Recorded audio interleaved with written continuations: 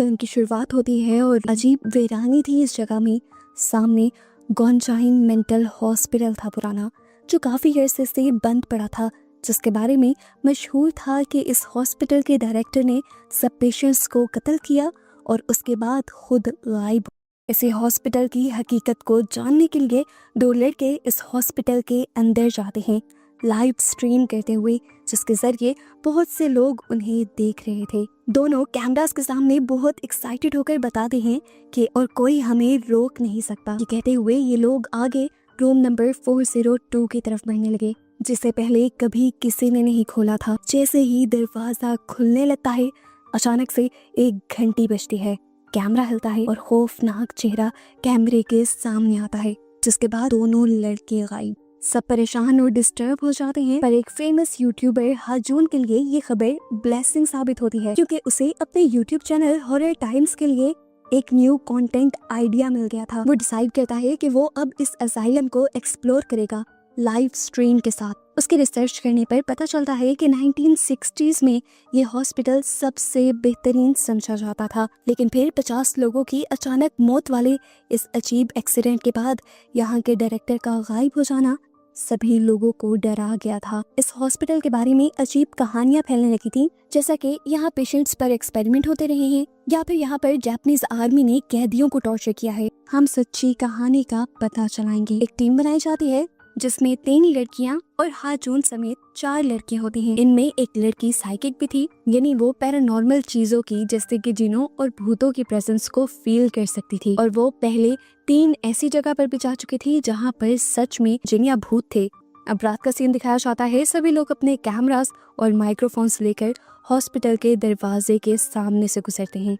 डरते हुए ये लोग अंदर जाते हैं। अंदर का माहौल बहुत ही ज्यादा खतरनाक था। हर तरफ गुप्त अंधेरा था, जगह जगह टूटा बिखरा सामान और उन पर जमी हुई सालों की डस्ट। अंदर जाते ही सब लोगों को ऐसा महसूस हो रहा था कि जैसे कोई उन्हें देख रहा हो। हाजून खुद लाइव स्ट्रीम कंट्रोल करने के लिए असाइलम के बाहर कैंप लगा लेता है और खुद अंदर जाने के बजाय बाकी सभी लोगों को अंदर भेज देता है। इन लोगों के अंदर रूम्स को चेक करने पर इन्हें एक अजीब सी डॉल मिलती है। यहाँ लेबोरेटरी में जो लोग पूरी लेबोरेटरी को चेक कर रहे होते हैं एकदम से डर जाते हैं, क्योंकि उन्हें लेबोरेटरी के एक बर्तन के अंदर एक मरा हुआ चिकन मिलता है, जबकि बाहर से जो लोग इस हॉस्पिटल को चेक कर रहे थे एकदम से वो चीख मार देता है, क्योंकि उसे लग रहा था कि स्विमिंग पूल में एक लाश तैर रही है।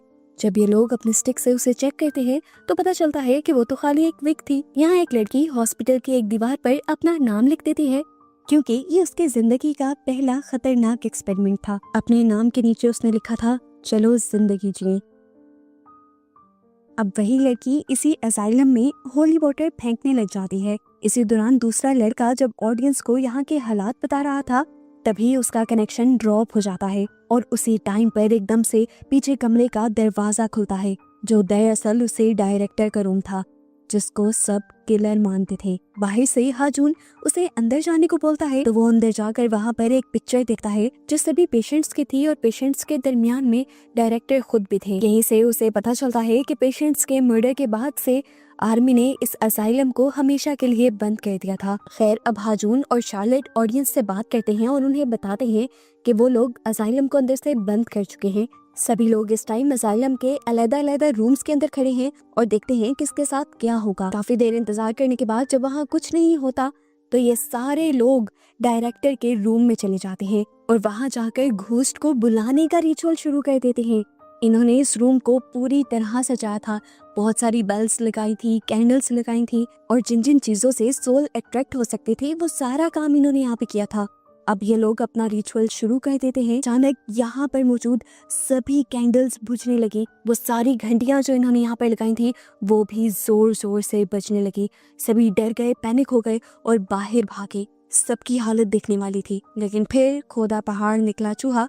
ये तो हाजून के साथियों का प्रैंक निकला। हाजून जो बाहर बैठा था वो तो बहुत ज्यादा खुश था, क्योंकि उनकी इस हरकत से व्यूज बहुत तेजी से बढ़ गए थे और लोग बहुत शौक से उसकी लाइव ट्रांसमिशन में लगातार लाइक्स और कमेंट्स कर रहे थे। शार्लेट जो कि एक साइकिक है, हाजून अब उसके ऊपर भी प्रेशर बनाने लगता है कि तुम भी ऐसी कोई एक्टिंग करो जैसे तुमने यहाँ पे कोई भूत देख लिया है या किसी भूत से कॉन्टेक्ट कर रही हो, ताकि व्यूज आए। अब उसके बाद का कहना था कि खुद उसी के टेंट के अंदर लाइट्स फ्लिकर करने लग जाती हैं। वो अपना काम जारी रखता है और उसे लगता है कि उसका जनरेटर खराब हो गया होगा। अंदर दिखाया जाता है कि पूरी टीम मिलकर अब लैब के अंदर जाने वाली थी, जहां से इन्हें पहले मरा हुआ चिकन और ऊट पटांग की चीजें मिली थी। अब यहाँ नोटिस करने वाली बात ये थी कि इसी लैब के अंदर इन्होंने एक डॉल देखी थी, और अब जब ये लोग वापस इस जगह पर आए थे, वो डॉल अपनी जगह से दूसरी जगह पर रखी हुई थी। जायहान और शार्लेट ये देखकर डर जाते हैं, क्योंकि उन दोनों ने ही ये बात नोटिस कर ली थी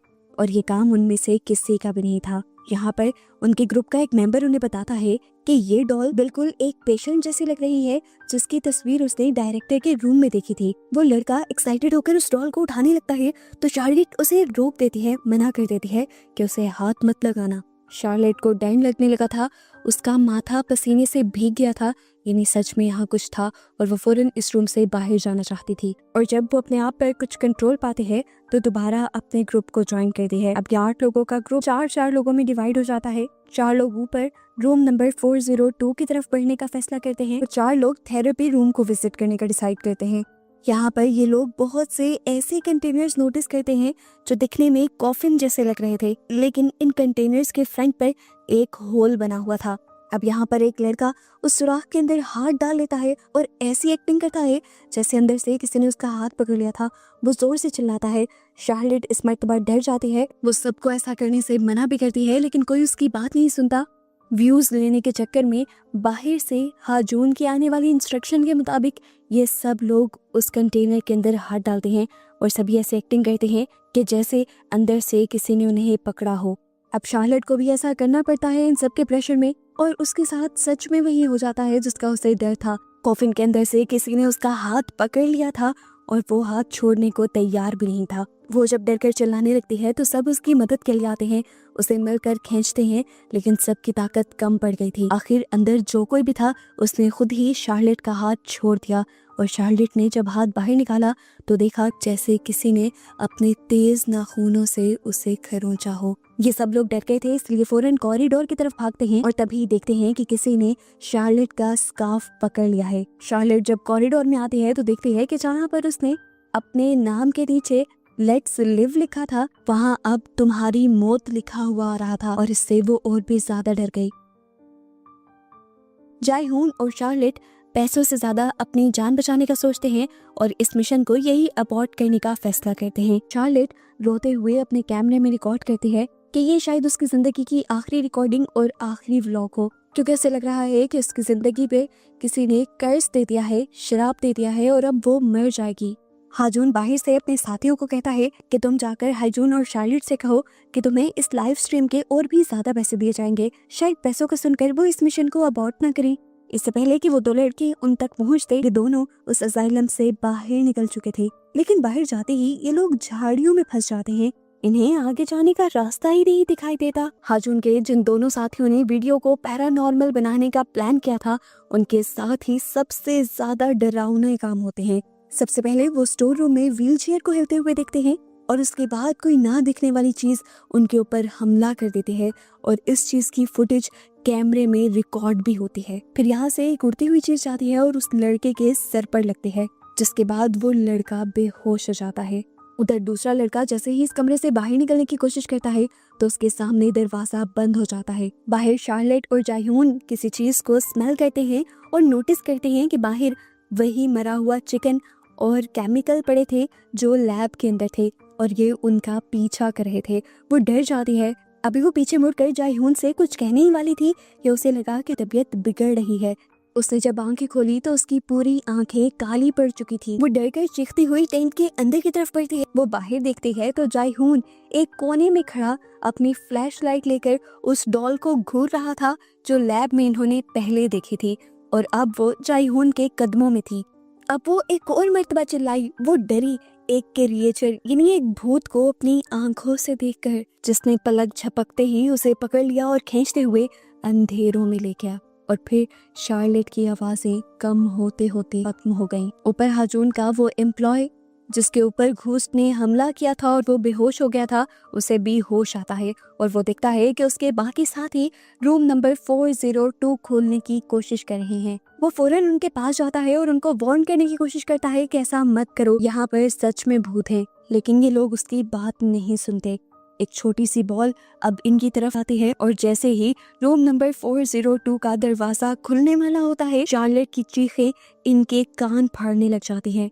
आखिर वो दरवाजा खुलने पर ये पूरी जगह काले अंधेरे में भर जाती है। इनके इंफ्रारेड कैमरास जिनके अंदर भूत देखे जा सकते थे, वो सारे तेजी से ब्लिंक करने लग जाते हैं और इनके पास मौजूद बाकी सब चीजों के सिग्नल्स कट जाते हैं और इनका लाइव स्ट्रीम का कनेक्शन भी टूट जाता है। आंख झपकते ही इन तीनों ने देखा कि वो तीनों उस रूम के अंदर थे जहां चारों तरफ पानी भरा था, जैसे ही रूम कोई स्विमिंग पूल हो। इनके डर का लेवल एंड हो जाता है जब ये लोग अपने पास बहुत सारी सोल्स को देखते हैं और फिर कुछ ही सेकंड्स में एक के बाद एक ये तीनों पोसेस हो जाते हैं। हाजुन, जिसका अपनी टीम से कनेक्शन बिल्कुल टूट गया था, वो अपनी टीम को चेक करने के लिए जाता है और उसे सामने विंडो में कोई खड़ा हुआ नजर आता है। अब वो भी डर गया था अंदर जाने से, इसलिए वो एक ड्रोन पर कैमरा लगाते हुए उस ड्रोन को अंदर भेजता है। लेकिन ये क्या, सामने जो भी खड़ा था वो हाजून की शक्ल का ही था।